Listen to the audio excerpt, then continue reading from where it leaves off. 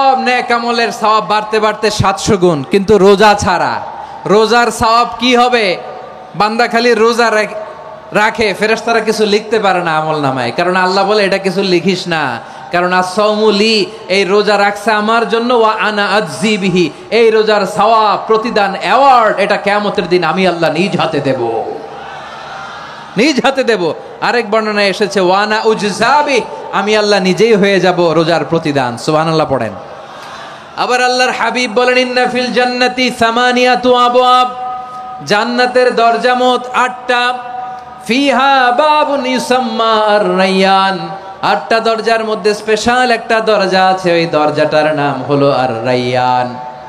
রায়্যান দরজা, লা ইয়াদখুলুহু ইল্লা সাইমুন, রোজাদাররা ছাড়া কেউ ওই রায়্যান দরজা দিয়ে জান্নাতে ঢুকতে পারবে না, শুধু রোজাদারদের জন্য ওই দরজাটা খোলা থাকবে। দরজাটার নাম আর রায়্যান। শব্দটা কেমন লাগে? ভালো লাগে। অনাগত সন্তান যদি কারো আসে, ছেলে সন্তান, নাম রেখে দিয়েন আর রায়্যান। কি নাম? লা ইয়াদখুলুহু ইল্লা সাইমুন, রোজাদাররা ছাড়া কেউ ঢুকতে পারবে না। মান দাখালাহু লাম ইয়াজমা আবাদা, একবার যে এই গেট দিয়ে ঢুকবে, he will never be thirsty again, তার গলা থেকে চিরকালের জন্য আল্লাহ তৃষ্ণা মিটাইয়া দিবে। আমরা এই রায়্যান দরজা দিয়ে সেদিন জান্নাতে ঢুকতে চাই কি চাই না? আমার প্রিয় ভাইরা, প্রতি রাতে রমাদানে আল্লাহর ফেরেশতারা আহ্বান জানায়, ইয়া বাগিয়াল খাইরি আকবিল, ইয়া বাগিয়াশ শাররি আকসির, হে কল্যাণের পথের যাত্রী, আকবিল প্রসিড, আরো ইবাদত করো, আগাও আগাও, আরো জান্নাতের নাজ নেয়ামত কামাও। হে অকল্যাণের পথের যাত্রী, আকসির, স্টপ স্টপ, অনেক হয়েছে। আন্না, এ রমাদান এটা পাপের মাস নয়, এটা ইবাদত করে জান্নাত কামানোর মাস। চিল্লায় বলো ঠিক কি না? ওয়ালিল্লাহি উতাকাউ মিনান নার ওয়া যালিকা কুল্লা লাইলা, রমাদানের প্রতি রাতে আল্লাহ তাআলা এরকম লাখো বনি আদমকে মাফ করে দেওয়ার ঘোষণা দেয়, নাজাতের ঘোষণা দেয়। আমরা আল্লাহর পক্ষ থেকে মাফ, নাজাত চাই কি চাই না? আর কিছু যে চাই না আমি, চাই গো নাজাত, আল্লাহ তোমার কাছে আমার এই মুনাজাত। আর কিছু যে চাই না আমি, চাই গো নাজাত, আল্লাহ তোমার কাছে আমার এই মুনাজাত, আল্লাহ তোমার কাছে আমার এই মুনাজাত। পড়েন আমিন। তাহলে রমাদানকে আমরা বুদ্ধিমানের মতো কাজে লাগাতে চাই কি চাই না? বুদ্ধিমানের মতো কাজে লাগাইতে হবে। মুমিনরা স্মার্ট হয়। এই রমাদানে আমাদের কি করণীয়, কি বর্জনীয়? সংক্ষেপে 7টা করণীয় 7 মিনিটে, 7টা বর্জনীয় 7 মিনিটে বলে আমরা বিদায় নিব ইনশাআল্লাহ। বলেন, আসন্ন রমাদানে আমাদের 7টি করণীয়। 1 নাম্বার করণীয়, এই রমাদানকে আপনি কোরআনময় করে তুলুন, কোরআনময় করে তুলুন 2025-এর রমাদান। এই হচ্ছে আজকের প্রোগ্রামের স্লোগান। কোরআনময় করতে রাজি আছেন? কোরআন তেলাওয়াত করতে রাজি আছেন? আমার প্রিয় ভাইরা, ধীরস্থির ভাবে কোরআন তেলাওয়াত করুন, তাড়াহুড়ো করে নয়। আনাস রাদিয়াল্লাহু তাআলা আনহু বলতেন, রুব্বা কারি লিল কোরআন ওয়াল কোরআনু ইয়ালআনহু, কোরআনের অনেক কারি আছে যারা কোরআন পড়ে কিন্তু সওয়াব পায় না, বরং আল্লাহর কোরআন তার বিরুদ্ধে আল্লাহর দরবারে নালিশ করে আর লানত করতে থাকে। আমরা কি ওইরকম কোরআনের তেলাওয়াতকারী হতে চাই? না। ধীরস্থির ভাবে, ওয়ারাত্তিলিল কোরআনা তারতিলা, তারতিলের সাথে পড়বেন। বিষ্ণু ঈসা ইসলাম কানা ইয়ামুদ্দু সাওতাহু মাদ্দান, টেনে টেনে পড়তেন। আলহামদুলিল্লাহি রাব্বিল আলামিন আর রহমানির রহিম মালিকি ইয়াউমিদ্দিন ইয়্যাকা না'বুদু ওয়া ইয়্যাকা নাস্তাঈন ইহদিনাস সিরাতাল মুস্তাকিম সিরাতাল লাযীনা আন'আমতা আলাইহিম গায়রিল মাগদুবি আলাইহিম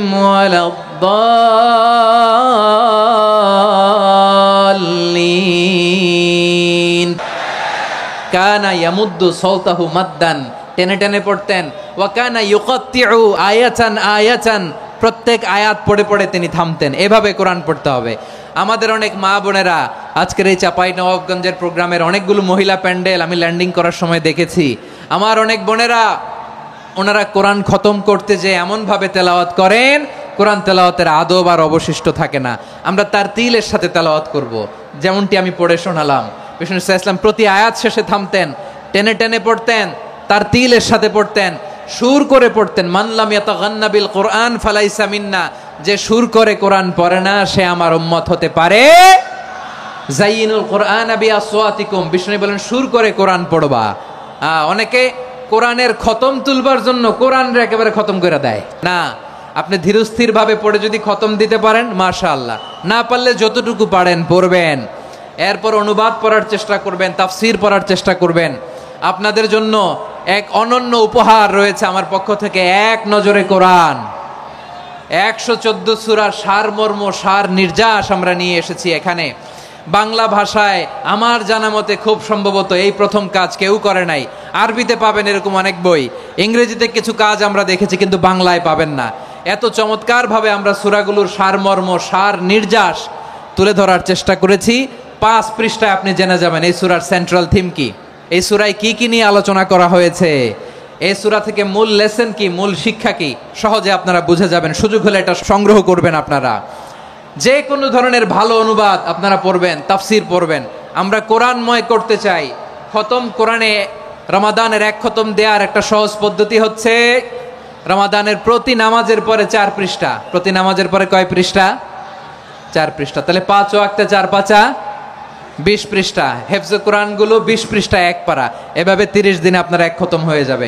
আমরা যেন তার তিলের সাথে বিশুদ্ধভাবে কোরআন তেলাওয়াত করতে পারি, আল্লাহ তৌফিক দান করুক। পড়ে না আমিন। 2 নাম্বার করণীয়, ধীরস্থির ভাবে তারাবির সালাতগুলো যেন আমরা আদায় করি। তাড়াহুড়ো করবেন না আল্লাহর ওয়াস্তে, তাড়াহুড়ো করবেন না, তাহলে কোরআন আমাদের জন্য বদদোয়া করবে। তাড়াহুড়ো করবেন তারাবির নামাজে। তারাবির নামাজ সালাতুত তারাবিহ মানে বিশ্রামের নামাজ, আর আমরা পড়ি সলাতুল কিতার, রেলগাড়ির মতো নামাজ। না, এরকম করবেন না। ইমাম সাহেবদেরকে আশ্বস্ত করুন যে ইমাম সাহেবরা আমরা পিছনে আসি আপনাদের সাথে, আপনি আস্তে আস্তে পড়েন, তার তিলের সাথে পড়েন, ধীরস্থির ভাবে তারাবির সালাত পড়বেন। সারা বছর এই সুযোগ হয় না, দাঁড়িয়ে কোরআন শোনার এরকম আয়োজন ব্যবস্থাপনা সারা বছর আর আমরা পাই বলেন তো না। তারাবির সালাতের রাকাত বিতর্ক এড়িয়ে চলুন, রাকাত নিয়ে বিতর্ক করবেন না। 8 রাকাত 20 রাকাত নিয়ে যে মারামারি এই দেশে, এটা শয়তানের ফন্দি। চিল্লায় বলেন এটা কার ফন্দি? আমরা 20 রাকাত পড়ি, আপনারা হয়তো 8 রাকাত পড়েন, কোনো অসুবিধা নাই। আমরা যারা 20 রাকাত তো আমরা পড়তেছি, আমরা 20 রাকাতের কথাই বলি, 20 রাকাত আমরা পড়বো আজীবন। সৌদি আরবে মক্কা মদিনায় 20 রাকাত পড়ে, কোনো অসুবিধা নাই। অন্যান্য মসজিদগুলো 8 রাকাত পড়ে, এই নিয়ে এদের মধ্যে মারামারি আছে? হ্যাঁ, আর এই জন্য রাকাত বিতর্ক এড়িয়ে চলবেন। প্রিয় ভাইয়েরা, আপনার আমল আল্লাহর কাছে কবুল হবে সংখ্যার বিচারে না উত্তমতার বিচারে বলেন তো? উত্তমতার বিচারে। কত চমৎকার ভাবে আপনি আল্লাহর সামনে দাঁড়াতে পারছেন এটা বিবেচ্য। রুকু সেজদাগুলো সুন্দরভাবে করবেন, রুকু থেকে সোজা হয়ে দাঁড়ানো ওয়াজিব, 2 সেজদার মাঝখানে সোজা হয়ে বসা ওয়াজিব। এই তা'দিলুল আরকান বাদ দিলে হানাফি মাযহাব মতে সৌ সেজদা দিতে হবে, অন্য মাযহাব মতে নামাজই হবে না আপনার। এই জন্য ধীরস্থির ভাবে তারাবির সালাত যেন আমরা আদায় করি। পারা যাবে তো ইনশাআল্লাহ? 3 নাম্বার, তাহাজ্জুদের সালাত আদায় করুন। বছরের অন্য সময় উঠতে পারি না, অনেকে বলে হুজুর উঠতে পারি না, কিন্তু রমাদানে সাহারি খাওয়ার জন্য তো ওঠাই লাগে। কি বলেন? আল্লাহর হাবিব বলেন তাসাহহারু ফা ইন্না ফিস সাহুরি বারাকা, তোমরা সাহারি খেও, কেননা সাহারির ভেতরে বরকত ঢুকায় দিয়েছে কে? একটা খেজুর 1 গ্লাস পানি খেলেও সারা দিন আপনাকে তরতাজা রাখে কে? তো সাহারির জন্য যেহেতু উঠতেই হয়, সাহারি খাওয়ার আগে বা পরে 2 রাকাত 4 রাকাত তাহাজ্জুদ পড়া যাবে না? রব্বুল আলামিন বলেন ওয়ামিনাল লাইলি ফাতাহাজ্জাদ বিহি নাফিলাতান লাকা আসা আইয়াবআসাকা রাব্বুকা মাকামান মাহমুদা। ও নবী, রাতের কিছু অংশ সময় তাহাজ্জুদের সালাত আপনি আদায় করবেন, কারণ এই তাহাজ্জুদ হলো আপনার জন্য নাফিলাতাল লাক, অতিরিক্ত ফরজ। আপনাকে মাকামে মাহমুদে অধিষ্ঠিত করবে কে? এজন্য যারা সম্মানিত হতে চান, সম্মানের আসনে যেতে চান, তাদের জন্য তাহাজ্জুদ অবধারিত। আমরা রমজানে সাহারির আগে তাহাজ্জুদ পড়তে চাই কি চাই না? এই নামাজটারে আল্লাহ বড্ড ভালোবাসেন। কেন জানেন? কারণ গভীর ঘুমকে স্যাক্রিফাইস করে আমরা এই নামাজ পড়ি। ঘুমের আরবি জানা আছে কারো? ঘুমরে আরবিতে কি বলে? অনেকগুলো আরবি আছে। একটা আরবি হচ্ছে নুআস, তন্দ্রা তন্দ্রা, আমানাতান নুআসা কোরআনে এসেছে। আরেকটা আছে ঝিমুনি, ঝিমুনি, এইভাবে ঝিমুনি আসে ঘুমের আগে, এটারে বলে সিনা। এটারে কি বলে? সিনা। স্বাভাবিক ঘুমকে আরবিতে বলে নাউম। স্বাভাবিক ঘুমকে কি বলে? এই সিনা আর নাউমকে আল্লাহ এক আয়াতে এনেছেন, লা তাখুযুহু সিনাতু ওয়ালা নাউম। আল্লাহর তন্দ্রা নাই, ঘুম নাই, ঘুমের আগে যে তন্দ্রা আছে ওইটাও নাই। তাহলে নুআস, সিনা, নাউম পেলাম। আরেকটা ঘুমের আরবি হচ্ছে হুজুদ। এটা মাঝরাতের ঘুম, শেষ রাতের ঘুম, যেই ঘুমটা বড্ড মজা লাগে। কাঁথা টেনে টেনে, ব্ল্যাঙ্কেট টেনে টেনে আরেকটু ঘুমাইতে মন চায়, আরেকটু, আর 1 মিনিট, আর 2 মিনিট, এরকম একটা মজার ঘুম শেষ রাতে আছে না নাই? এই শেষ রাতের ঘুম, এই হুজুদের ঘুমকে স্যাক্রিফাইস করে যে সালাত পড়া হয়, ওই সালাতের আরবি নাম হচ্ছে সলাতুল হুজুদ বা সলাতুত তাহাজ্জুদ। চিল্লায় বলেন আল্লাহু আকবার। এজন্য আল্লাহ তাআলা এই তাহাজ্জুদের সালাতকে এত পছন্দ করেন। পড়বেন তো রমাদানে। 4 নম্বরে মুক্ত হস্তে দান করুন, মুক্ত হস্তে দান করুন। ওয়ামা আতাইতুম মিন যাকাতিন তুরিদুনা ওয়াজহাল্লাহি ফাউলাইকা হুমুল মুদঈফুন।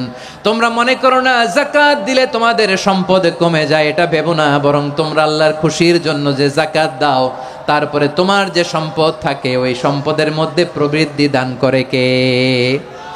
আপনি মনে করছেন দিলে কমে নাকি বাড়ে? বাড়ে। যেটা দান করেন, কামাসালি হাব্বা আম্বাতাত সাবআ সানাবিলা ফি কুল্লি সুমবুলাতিন মিয়াতি হাব্বা। 1 টাকা দান করলে এটা চারা বীজের মতো, রূপে দিলে 7টা শীষ, প্রতি শীষে হয় 100 শস্য দানা। আল্লাহ যারে চায় এরকম বাড়ায় দেয়, প্রবৃদ্ধি দেয়। সুবহানাল্লাহ। এজন্য মুক্ত হস্তে দান করতে রাজি আছেন? আগে আগে যাকাত ক্যালকুলেট করে রাখেন। আপনার যাকাত বর্ষ যদি পরেও হয়, দেরি করেও হয়, ধরেন যে প্রতি বছর মুহররমে দেন, আপনি আগে দিতে পারবেন। যাকাত অগ্রিম আদায় করা যায়। সুবহানাল্লাহ বলেন। বিষ্ণু ইসা ইসলাম রমাদানে এত দান করতেন, কানা আজওয়াদান নাস, কিন্তু রমাদানে আজওয়াদুন নাস আজওয়াদু বিল খাইরি মিনার রিহিল মুরসালা। প্রবাহিত বাতাসের চেয়ে বিশ্বনবী আরো বদান্যতা বেড়ে যেত। প্রবাহিত বাতাস যেমনি সবাইরে বাতাস দেয়, আস্তিক নাস্তিক মুমিন কাফির সবাইকে শীতল করে দেয়, তেমনি নবীজির রমাদানের দান ছিল এমন, কেউ নবীর কাছে চেয়ে ফিরে গিয়েছে এর নজির নাই। জোরে বলেন সুবহানাল্লাহ। রমাদানে দান করব, ইফতার শেয়ার করব। কাউকে ইফতারি করালে সারাদিন রোজা রেখে তার যে সওয়াব, আপনি ইফতার করানোর কারণে আপনার আমলনামায় ওই সওয়াব আল্লাহ ঢুকাই দিবেন। পড়েন সুবহানাল্লাহ। সাহাবারা বললেন, নবী আমরা গরিব মানুষ, ইফতারি খাওয়ানোর পয়সা নাই। আল্লাহর হাবিব বললেন, ওয়ালাউ বিমাজকাতি লাবান, 1 ঢোক দুধ, ওয়ালাউ বিতামরা, 1টাও খেজুর, ওয়ালাউ বিশারবাতিমা, 1 ঢোক পানি খাইয়েও যদি কারো রোজা ভাঙাও, তারপরে ওই সওয়াব তোমার আমলনামায় দিবে কে? তাহলে মুক্ত হস্তে দান করুন, 4 নাম্বার। 5 নাম্বার হচ্ছে কদর তালাশ করুন। রমজানের সবচেয়ে দামি সময়। বিষ্ণু বলেন, মান হরিমা খাইরাহা ফাকাদ হরিম। যে কদর মিস করলো সে সব মিস করলো, হি ইজ দ্য লুজার। আচ্ছা বলেন, এই বরকতের মাসে আমরা কি লুজার হতে চাই না গেইনার হতে চাই? ইন্না আনজালনাহু ফি লাইলাতিল কদরি ওয়া মা আদরাকা মা লাইলাতুল কদর লাইলাতুল কদরি খায়রুম মিন আলফি শাহর। পড়েন আল্লাহু আকবার। লাইলাতুল কদরি খায়রুম মিন আলফি শাহর, 1000 মাসের চেয়েও সেরা। 1000 মাসে হয় 83 বছর 4 মাস। 83 বছর 4 মাস টানা ইবাদত করলে যেই সওয়াব, কদরের রাতে ইবাদত করলে অতটুকু সওয়াব আপনি পাবেন। আল্লাহ সেটা বলে নাই। আল্লাহ বলে তার চাইতে বেশি সওয়াব দিয়ে আপনার আমলনামা ভরে দিবে কে? কদর যেন মিস না হয়। 21, 23, 25, 27, 29 নাকি খালি 27? না, ফালতামিসু ফিল আশরিল আওয়াখিরি ফিল মিনাল ভিতরি।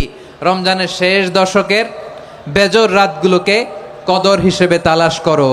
আল্লাহর হাবিব সাল্লাল্লাহু আলাইহি ওয়াসাল্লাম শেষ 10 দিন টানা ইবাদত করতেন, টানা ইবাদত।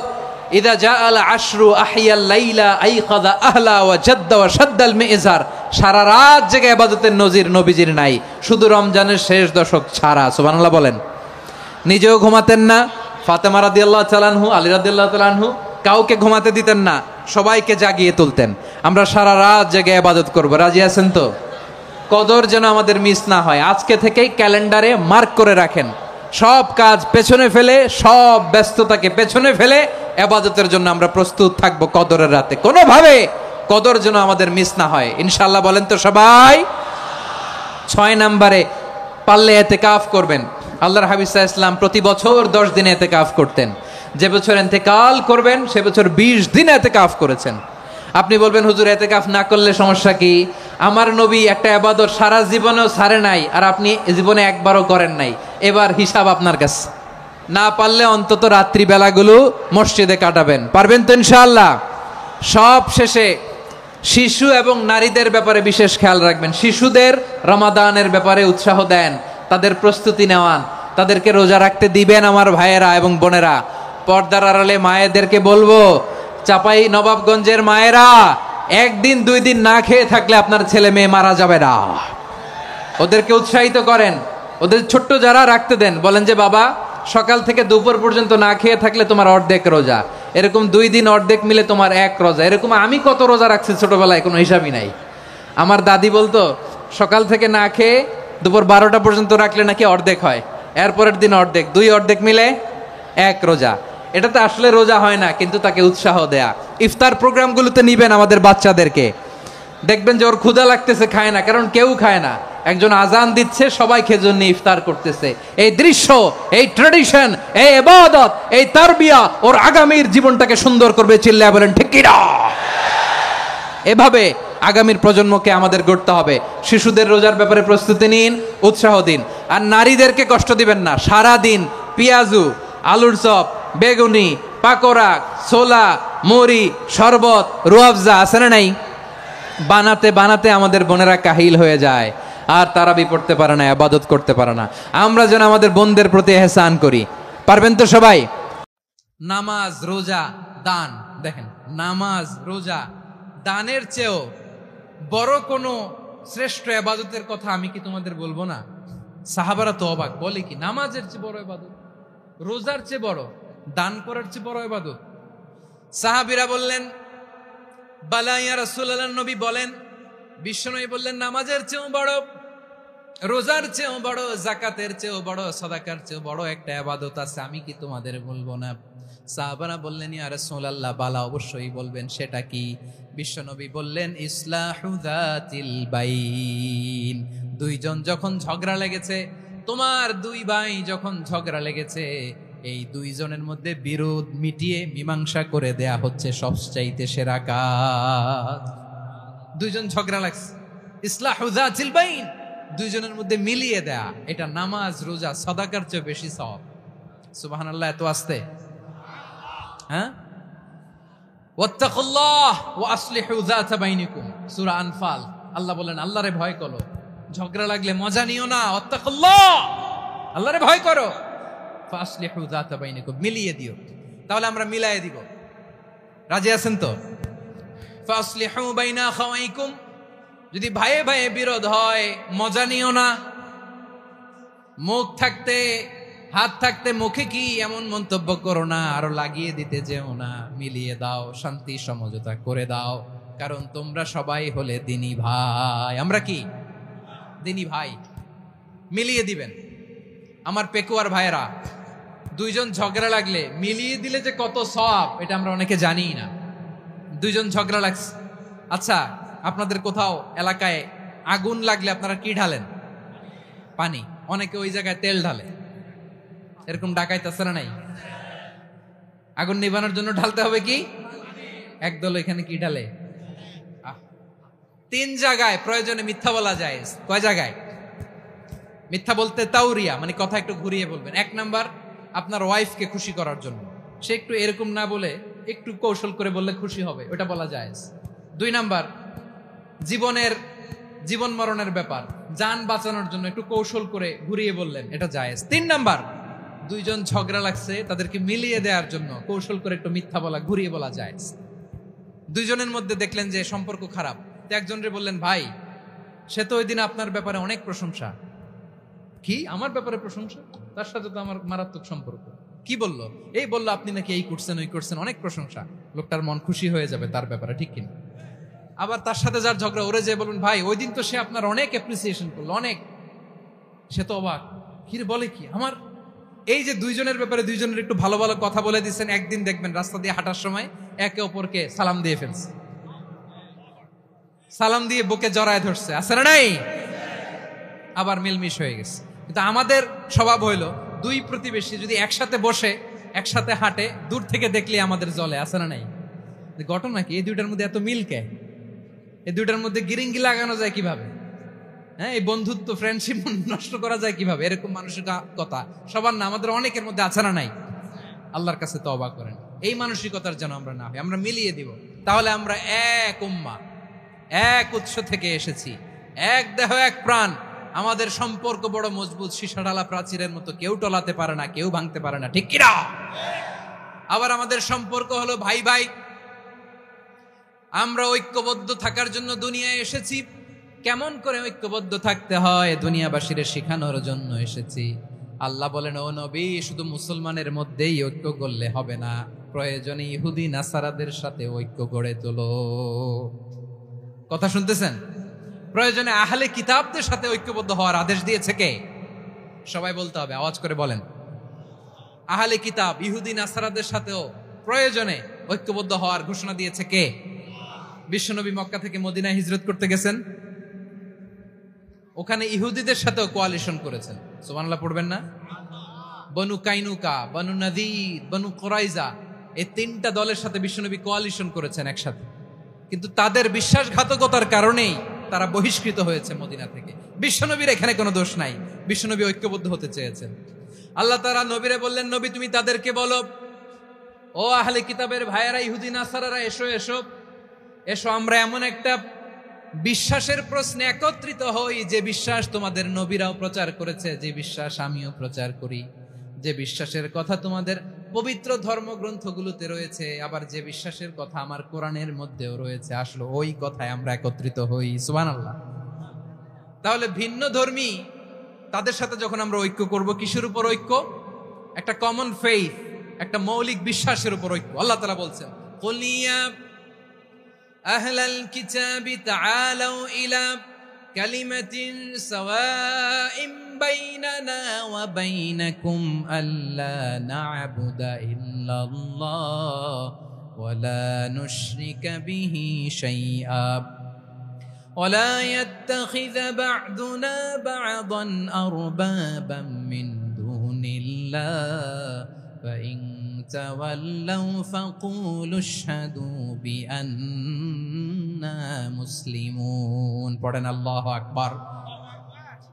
রব্বুল আলামিন বিশ্বনবীকে ডেকে বললেন, নবী তোমার প্রতিবেশী ইহুদিদেরকে ডেকে বলো, তাআলাউ ইলা কালিমাতিন সাওয়াইন বাইনানা ওয়া বাইনাকুম, ও ইহুদিরা আসো এক টেবিলে বসি, আসো এমন একটা কথার উপরে আমরা সবাই একমত হয়ে যাই, যেই কথা তোমরাও মানো আমরাও মানি, সেটা হচ্ছে আল্লাহ ছাড়া আমরা কারো ইবাদত করব না, আমরা সবাই মিলে ইবাদত করি একজনের, তিনি কে? আল্লাহ ছাড়া কারো ইবাদত চলবে না, আল্লাহর সাথে আমরা শরীক করব না, আল্লাহ ছাড়া নিজেরা নিজেদেরকে রব হিসেবে মানব না। এই তিনটা বিষয়ে যদি একমত হও, চলো আমরা একসাথে বসি, আমরা ঐক্যবদ্ধ হই। পড়েন সুবহানাল্লাহ। তাহলে দেখেন, ঐক্য কি শুধু মুসলমানদের মধ্যে না, প্রয়োজনে অন্য ধর্মের সাথে ঐক্যবদ্ধ হতে হয়। যদি পরিস্থিতি কখনো এমনও হয় শিরকের আড্ডাখানা, আপনি ঐক্য প্রতিষ্ঠার জন্য, ঐক্য রক্ষার জন্য তাও শুধু তাওহীদের দাওয়াত দিবেন, ওইখানে আক্রমণ করবেন না, এটা কোরআনের নীতি। কথা বুঝতে পেরেছেন? সামনে শিরকের কি কথা কয় না, শিরকের কি আড্ডাখানা, আখড়া। কিন্তু ঐক্য বজায় রাখার জন্য, গৃহযুদ্ধ এড়ানোর জন্য আপনি শুধু এটা যে শিরক, এটা হারাম, এটা থেকে তোমরা বেঁচে থাকো, শুধু দাওয়াত দিবেন, আপনি আক্রমণ করবেন না, এটা কোরআনের বিধান। সুবহানাল্লাহ কইবেন না? এই চমৎকার ঘটনাগুলো আপনারা শোনাইতে পারবো এরকম বিশৃঙ্খলা করলে। মূসা আলাইহিস সালাম আল্লাহর সাথে সরাসরি কথা বলতেন, ওয়া কাল্লামাল্লাহু মূসা তাকলিমা। সুবহানাল্লাহ পড়েন, আওয়াজ তুলে সবাই বলেন সুবহানাল্লাহ। এখন বনি ইসরাইল হচ্ছে পৃথিবীর সবচেয়ে গোয়ার জাতি। তারা বলে, মূসা তুমি যে আল্লাহর সাথে কথা বলো আমরা তো দেখি না, তুমি যে কথা বলো আমরা তো শুনি না, তো কি করতে হবে? বনি ইসরাইল বলে আমাদের মধ্য থেকে 70 জন নিয়ে যাইতে হবে তোর পাহাড়ে। ওরা আয়সা যদি কয় হয় আমরা শুনছি, তাহলে বিশ্বাস করবো। কত বড় ডাকাত দেখছেন বনি ইসরাইল। এদের চেয়ে গোয়ার জাতি নাই, এত গোয়ার তুমি করেছো মুসা আলাইহিস সালামের সাথে। তুমি যে আল্লাহর সাথে কথা বলে আমরা তো দেখি, কি করব? 70 জন আমাদের বন্ধু বান্ধব যে যদি দেখে তারা বললে ওকে আস, 70 জন আস। 70 জন নিয়ে গেল। মুসা আলাইহিস সালাম হারুন আলাইহিস সালামকে খেলাফা দিয়ে গেলেন, আল্লাহ ওনাকে নবী বানালেন। মুসা আলাইহিস সালাম বললেন, হারুন খবরদার, বনি ইসরাইলের মধ্যে তাওহীদের বাণী প্রচার করবা, ঐক্য ধরে রাখবা, বিচ্ছিন্ন হতে দিবা না। চলে গেছে। এইদিকে বনি ইসরাইলের এক দুষ্ট লোক ছিল, নাম সামিরি। কি নাম? সামিরি। সে সবাই রে বললো তোমাদের স্বর্ণগুলো ফালাও। স্বর্ণগুলো ফেললো, বনি ইসরাইলের স্বর্ণগুলোকে গলিয়ে সে একটা গরুর বাচ্চা বানালো। গোবৎস। কিসের বাচ্চা? দেখেন গরুর পূজা কিভাবে শুরু হয় পৃথিবীতে প্রথম, গোবৎস পূজা, গরুর বাচ্চার পূজা কিভাবে।